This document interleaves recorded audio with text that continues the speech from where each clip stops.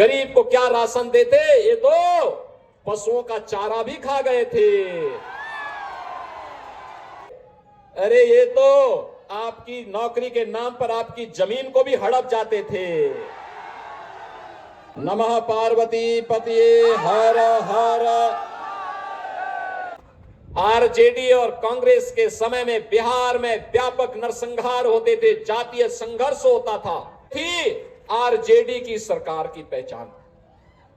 अब नया बिहार अपने गौरव के लिए आगे बढ़ रहा है, तो उसके घर में घुस करके मारता भी है।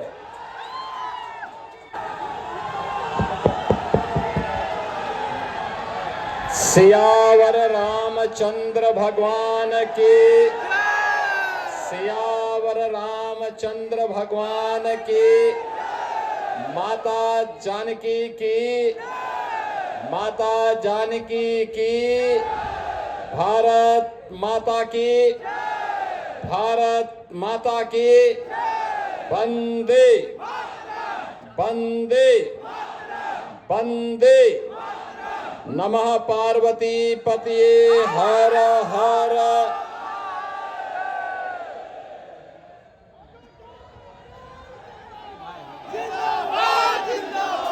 एनडीए के प्रत्याशी योगी आदित्यनाथ जिंदाबाद। श्री रोमित कुमार जी भोजपुरी के सुविख्यात गायक श्री गुंजन सिंह जी, चुनाव प्रभारी अत्री श्री पंकज सिंह जी, हम पार्टी के उपाध्यक्ष श्री गोपाल कुमार जी, जदयू के विधानसभा प्रभारी श्री जीवनलाल चंद्रवंशी जी,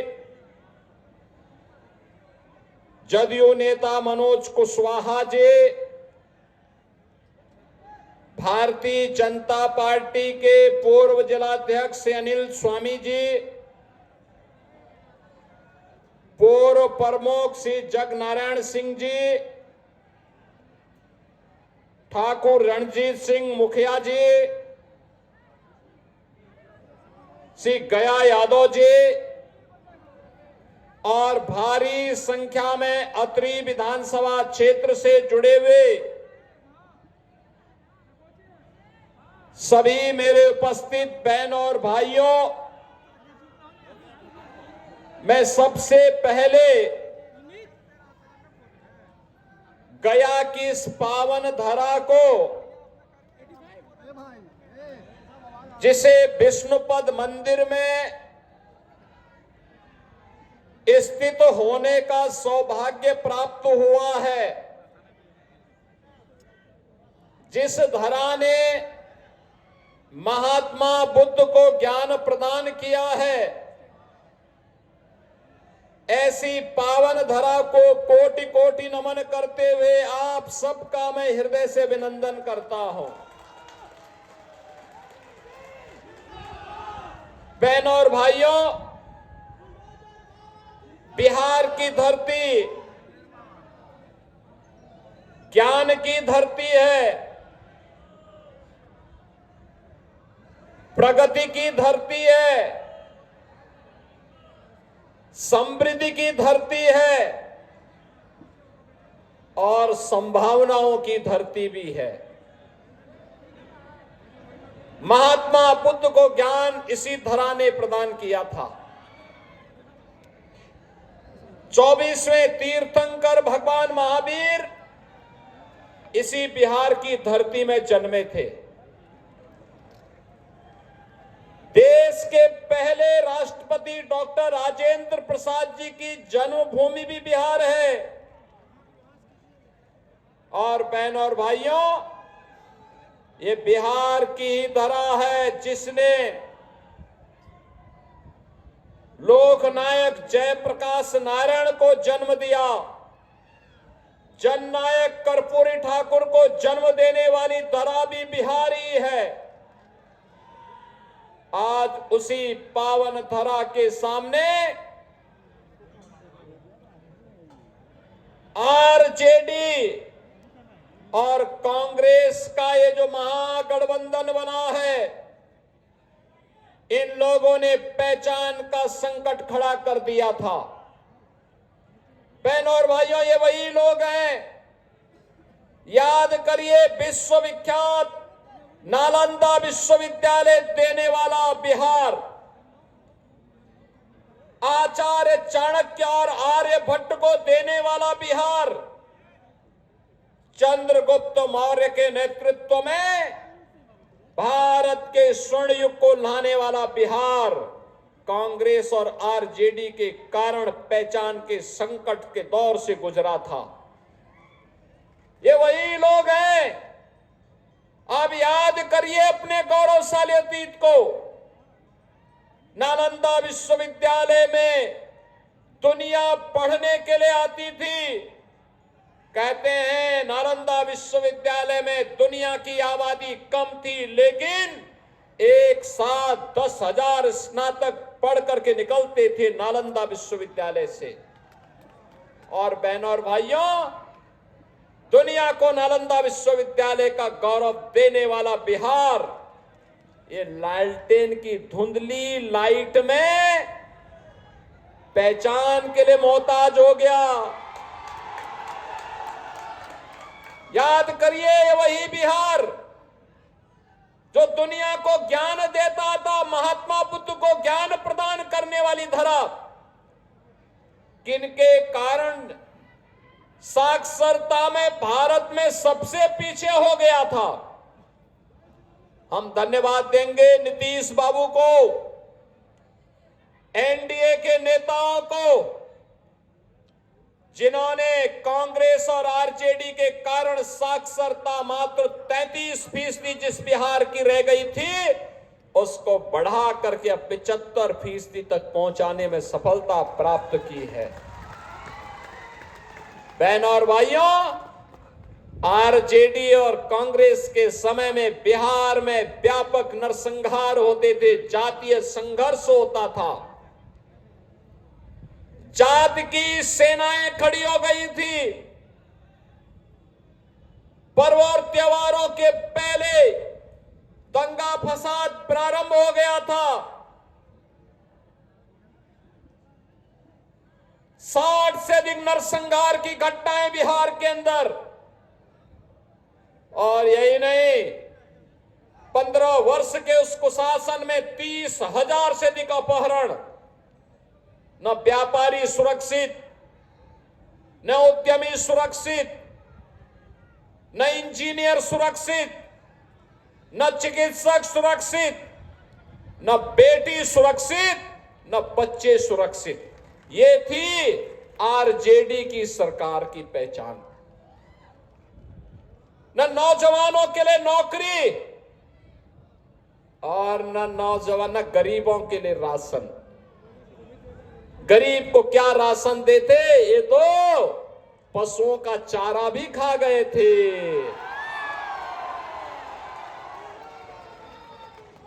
ये नौजवान को नौकरी क्या देते, अरे ये तो आपकी नौकरी के नाम पर आपकी जमीन को भी हड़प जाते थे। और इसीलिए बहनों और भाइयों, आज मैं कहने के लिए आया हूं, आज बिहार फिर से सुशासन की सुदृढ़ नींव को तैयार करते हुए एक समृद्ध और विकसित बिहार बनने की ओर अग्रसर है। नया बिहार प्रधानमंत्री मोदी जी का मार्गदर्शन है, नीतीश बाबू का नेतृत्व है। आज बिहार रोड की कनेक्टिविटी है, आज बिहार में रेल की कनेक्टिविटी है, एयर कनेक्टिविटी है। आज बिहार के अंदर इनलैंड वाटरवे की सुविधा है, मेट्रो का भी संचालन होने लग गया है। आज बिहार के अंदर आईआईटी है, एनआईटी है, आईएम है, एम्स है, इंजीनियरिंग कॉलेजेस की श्रृंखला है। अब बिहार में मेडिकल कॉलेजेस भी बड़ी संख्या में बन करके तैयार हो गए हैं। बहनों और भाइयों, अब नया बिहार अपने गौरव के लिए आगे बढ़ रहा है। और मोदी जी के नेतृत्व में भारत दुनिया के अंदर अपनी ताकत का एहसास करा रहा है। राष्ट्र गौरव कैसे होता है? आपने देखा होगा जब ऑपरेशन सिंदूर के दौरान लखनऊ में बनी ब्रह्मोस मिसाइल पाकिस्तान में गिरती थी तो पाकिस्तान की सिट्टी पिट्टी गुम हो जाती थी। ये नया भारत अब अपराध को और आतंकवाद को देखता नहीं है। अगर कोई भारत की सुरक्षा में सेंध लगाता है तो उसके घर में घुस करके मारता भी है और खूब इलाज भी करता है उनका। पाकिस्तान गिड़गिड़ाया दुनिया में कि भारत तबाह कर देगा और तय तो हो ही चुका था। मोदी जी ने तय तो कर ही लिया था कि अब पाकिस्तान का नक्शा ही समाप्त कर देना है, इसको भारत का ही हिस्सा बना देना है। लेकिन गिड़गिड़ाया दुनिया में आगे से ऐसी दुस्साहस नहीं करूंगा। बहनों और भाइयों, आज सबसे यही कहने के लिए आए हैं, राष्ट्रीय सुरक्षा सबसे महत्वपूर्ण और मोदी जी के नेतृत्व में वो पुख्ता है। आज भारत विकास कर रहा है, भारत का सम्मान बढ़ा है दुनिया के अंदर। और यही नहीं, मोदी जी ने गरीबों का कल्याण भी किया है। आप सोचो, 80 करोड़ लोगों को फ्री में राशन। आप सोचो, आरजेडी के समय में ये लोग पशुओं का चारा खा जाते थे, राशन क्या देते ये लोग। कांग्रेस के समय में लोग भूखों मरते थे, भूखमरी की शिकार। बिहार हो या यूपी, बड़ी संख्या में महादलित मुसहर जाति के लोग भूखमरी के शिकार होते थे। बहन और भाइयों, यूपी में डबल इंजन की सरकार बनी। मैंने अनिवार्य रूप से कहा, हर मुसहर जाति के व्यक्ति को एक आवास जरूर मिलना चाहिए, उसको जमीन का टुकड़ा जरूर जमीन मिलनी चाहिए, उसको पेंशन की सुविधा मिलनी चाहिए, उसके लिए सड़क चाहिए, उसको रोजगार की व्यवस्था भी देंगे। आज हमने वहां पे सभी लोगों को सभी प्रकार की सुविधाओं से आच्छादित कर दिया। महादलितों के कल्याण के लिए एनडीए ने कार्य किया बिहार के अंदर, और मोदी जी फ्री में राशन की सुविधा का सौगात उनको उपलब्ध करवा दिए हैं। बहन और भाइयों, 80 करोड़ लोग फ्री में राशन, और ये राशन केवल बिहार के लिए ही नहीं है। बिहार का व्यक्ति जहां कहीं भी जाएगा देश के अंदर, उसी राशन कार्ड से वहां भी राशन ले सकता है, कोई आपको मना नहीं कर सकता है। 1 नेशन 1 राशन कार्ड यह मोदी जी ने लागू किया। बहन और भाइयों, 50 करोड़ लोगों को स्वास्थ्य का सुविधा, कहीं भी आप जाइए, अगर बीमारी हो गई तो उपचार के लिए प्रधानमंत्री आयुष्मान का कार्ड आपके पास होगा, कहीं भी आप उपचार करा सकते हैं। यह भी एनडीए सरकार के द्वारा। आरजेडी और कांग्रेस की डकैती को रोकने के लिए अब तो सरकार ने पुख्ता व्यवस्था कर दी। गरीबों के जनधन अकाउंट खोल दिए, पैसा आप सरकार का सीधे अकाउंट में जाएगा, बीच की दलाली इनकी समाप्त। आप सोचो, अन्नदाता किसान को प्रधानमंत्री किसान सम्मान निधि का लाभ, 12 करोड़ अन्नदाता किसानों को, 12 करोड़ गरीबों के घर में शौचालय। कांग्रेस के समय में एक रसोई गैस का कनेक्शन के लिए लोग 50,000 रुपया लेते थे, तब भी नहीं मिलता था, और अब तो 10 करोड़ गरीबों को फ्री में रसोई गैस का कनेक्शन दिया जा चुका है। 4 करोड़ गरीबों के आवास बन चुके हैं, और बहनों और भाइयों, 3 करोड़ लोगों को फ्री में बिजली के कनेक्शन उपलब्ध करवाए गए हैं।